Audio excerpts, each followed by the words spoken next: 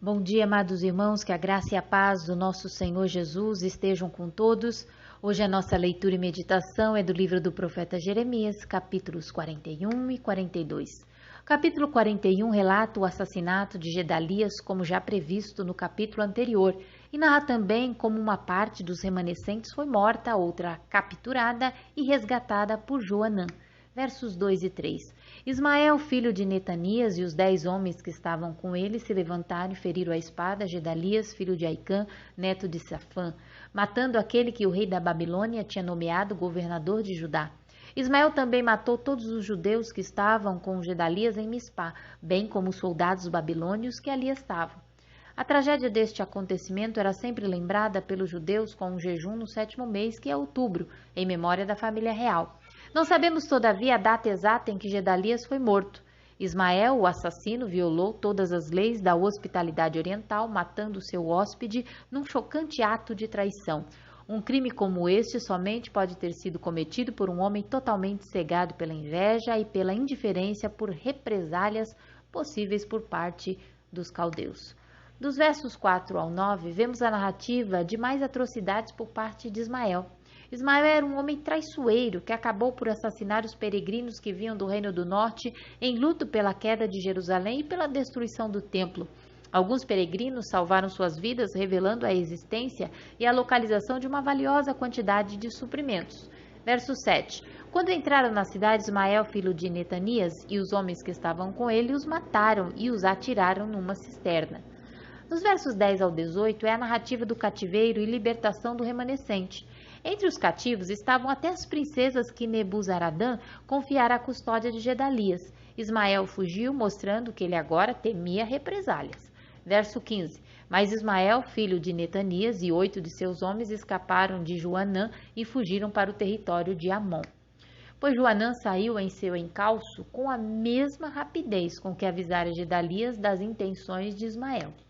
No capítulo 42, Jeremias é solicitado pelos líderes do exército, inclusive Joanã, para que interceda junto a Deus. Verso 3. Ore rogando ao Senhor, ao seu Deus, que nos diga para onde devemos ir e o que devemos fazer. O profeta, por compaixão de seus compatriotas, atende ao pedido que lhe fora dito. Verso 4.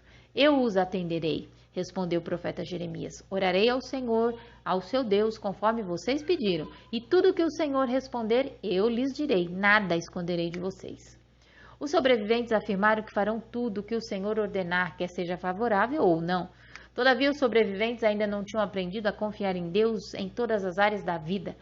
O interesse próprio voltou a predominar e a sua única preocupação era saber se Deus iria aprovar o seu plano de imigrar para o Egito. Eles não estavam procurando orientação espiritual no sentido de fazer a vontade de Deus, ainda que fosse contrária a deles. Quando às vezes agimos assim, oramos a Deus não para que Ele faça a sua vontade, mas para que a nossa seja realizada. Precisamos aprender a nos submeter à vontade de Deus, como Cristo se submeteu, ainda que isso nos exija algum sacrifício. Lucas capítulo 22, verso 42. Pai, se queres, afaste de mim este cálice, contudo não seja feita a minha vontade, mas a tua. Dos versos 7 ao 12 é o relato da resposta de Deus. 10 dias depois desse diálogo veio a resposta. Deus os ajudaria somente se eles ficassem na terra. Versos 10 ao 12. Se vocês permanecerem nesta terra, eu os edificarei e não os destruirei. Eu os plantarei e não os arrancarei, pois muito me pesa a desgraça que eu trouxe sobre vocês. Não tenho medo do rei da Babilônia, a quem vocês agora temem. Não tenho medo dele, declara o Senhor, pois estou com vocês e os salvarei e os livrarei das mãos dele. Eu terei compaixão de vocês e ele também terá compaixão de vocês e ele lhes permitirá retornar à terra de vocês. Todavia, dos versos 3 ao 22, Deus dá uma advertência para não irem ao Egito.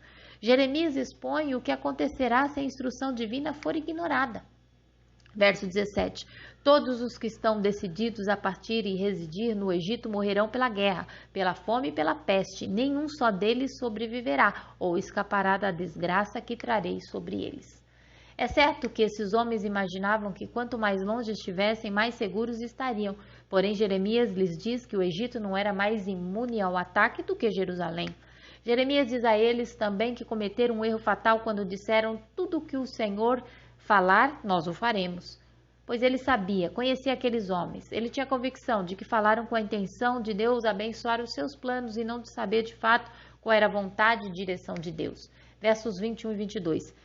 Eu lhes disse hoje mesmo o que o Senhor, o seu Deus, me mandou dizer a vocês, mas vocês não lhe estão obedecendo.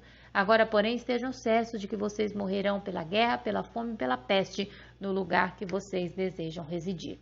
Essa passagem só prova que o povo ainda não havia aprendido a obedecer a Deus de forma incondicional, abrindo assim mão dos seus desejos e achismos.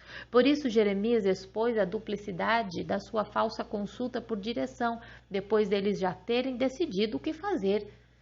Como estavam agindo como seus antepassados em desobediência, receberiam, portanto, o mesmo castigo, morreriam pela guerra, fome e peste no Egito, onde decidiram viver. Infelizmente, muitos cristãos oram a Deus não em busca de saber a sua vontade, mas apenas em busca que Deus abençoe planos que Ele não fez. Que o Senhor haja sobre os nossos corações e que nós possamos buscar com intensidade a vontade do nosso Deus. Que o Senhor nos abençoe e até amanhã, se Deus quiser, com os capítulos 43 e 44 do livro do profeta Jeremias.